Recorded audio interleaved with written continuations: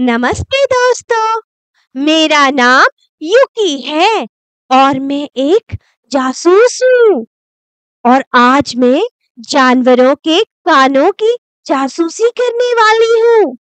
हाँ हाँ, कानों की, जिससे हम सुनते हैं।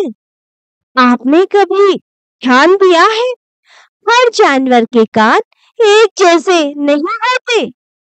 कुछ जानवरों के कान दिखते हैं, कुछ के छुपे होते हैं और कुछ के होते ही नहीं।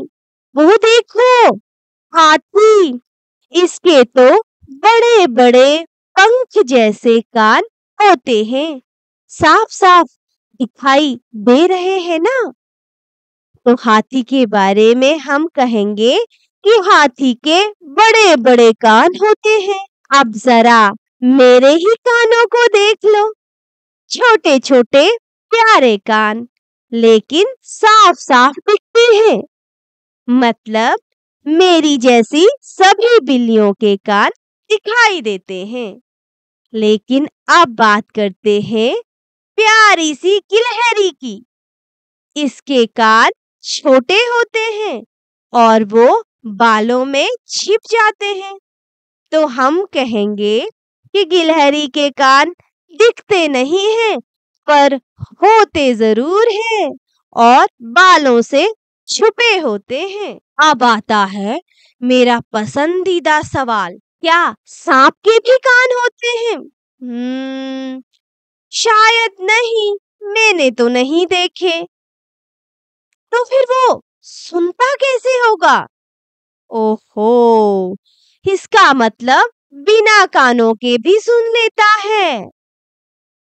अच्छा, हम कह सकते हैं कि सांप के पास बाहर दिखने वाले कान नहीं होते, परंतु वो फिर भी सभी चीजों को सुन लेता है। अब जरा बात आसमान में उड़ने वाली प्यारी प्यारी पक्षियों की करते हैं। तोता, कबूतर, उल्लू, इन सब के भी कान होते हैं, लेकिन कभी-कभी वो पंखों के नीचे छिपे रहते हैं, इसलिए हमें दिखाई नहीं देते। मतलब कान तो है, लेकिन दिखते नहीं हैं। अब एक मजेदार खेल खेलते हैं। मैं जानवर का नाम बोलूंगी और आप कमेंट में लिखिए कि कान दिखते हैं या नहीं। सबसे पहले भालू। तो बताओ दोस्तों, भालू के कान दिखते हैं कि नहीं? चलो ये तो मैं ही बता देती हूँ। भालू के कान दिखाई देते हैं, छोटे छोटे गोल गोल होते हैं। और मेरे प्यारे दोस्त बनी अर्थात खरगोश, ओहो, इसके तो लंबे लंबे प्यारे प्यारे कान हैं, मुझे बहुत पसंद है। अब जैसा कि मैंने कहा, मैं जानवर का नाम बोलूंगी और आप उसके कान के बारे में कमेंट करेंगे। तो दोस्तों बताओ, ऊंट के कान होते हैं कि नहीं? और डॉगी के? और फिर मुझे बताओ कि गाय के कान हैं और शेर के? और क्या तुमने चींटी के कान भी देखे हैं? इन सब का जवाब मुझे कमेंट में दो। और हाँ, एक तो मैं जरूर तुम्हें खुद बता दूंगी, मेरे दुश्मन छोटे चूहे के कान तुमने देखे हैं? शायद किसी ने नहीं देखे होंगे, तो मैं ही बता देती हूँ।